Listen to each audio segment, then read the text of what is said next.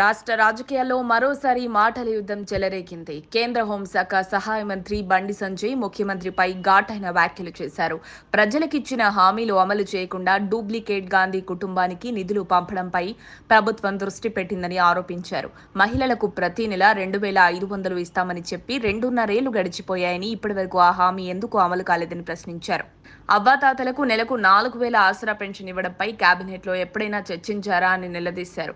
ప్రభుత్వ సేవలో పనిచేసి రిటైర్ అయిన ఉద్యోగులకు ఇవ్వాల్సిన ప్రయోజనాలు ఆలస్యం కావడంతో పలువురు ప్రాణాలు కోల్పోయినా ప్రభుత్వం స్పందించలేదని మండిపడ్డారు. కాంగ్రెస్ ప్రకటించిన 6 గ్యారెంటీలు 420 హామీల అమలుపై కేబినెట్లో స్పష్టమైన చర్చ జరగలేదని బండి సంజయ్ విమర్శించారు. 5 ఏళ్ల పాలనలో సగం పూర్తవుతున్నా ఇచ్చిన హామీలో కనీసం 10% కూడా అమలు కాలేదన్నారు. ఆ హామీలు ఎప్పుడు అమలు చేస్తారు, ఎంత ఖర్చు అవుతుంది, అమలు తేదీ ఎప్పుడు అనే అంశాలపై ప్రభుత్వం స్పష్టత ఇవ్వాలని డిమాండ్ చేశారు. లేదంటే బీజేపీ రాష్ట్ర అధ్యక్షుడు రామచంద్రరావు నేతృత్వంలో రాష్ట్ర వ్యాప్తంగా ఉద్యమం చేపడతామని హెచ్చరించారు. ఇటీవల మున్సిపల్ ఎన్నికల్లో గెలిచిన కరీంనగర్ పార్లమెంటు పరిధిలోని కార్పొరేటర్లు, కౌన్సిలర్లు మంగళవారం హైదరాబాద్లో పాతబస్తీలోని భాగ్యలక్ష్మి ఆలయాన్ని దర్శించుకోనున్నారు.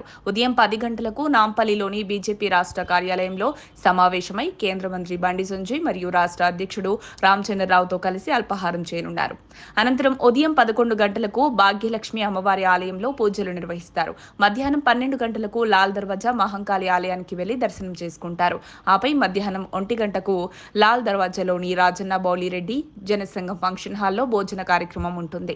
రాష్ట్రంలో రాజకీయ వేడి పెరుగుతున్న వేళ బండి సంజయ్ చేసిన వ్యాఖ్యలు కొత్త చర్చకు దారితీశాయి. ప్రభుత్వం స్పందిస్తుందా లేక ఈ వివాదం మరింత ముదురుతుందా అన్నది ఇప్పుడు ఆసక్తికరంగా మారింది. మరిన్ని అప్డేట్స్ కోసం మా కాయ్ టీవీని సబ్స్క్రైబ్ చేసుకోండి. మా వీడియో కనుక మీకు నచ్చినట్లయితే లైక్ చేయండి, షేర్ చేయండి.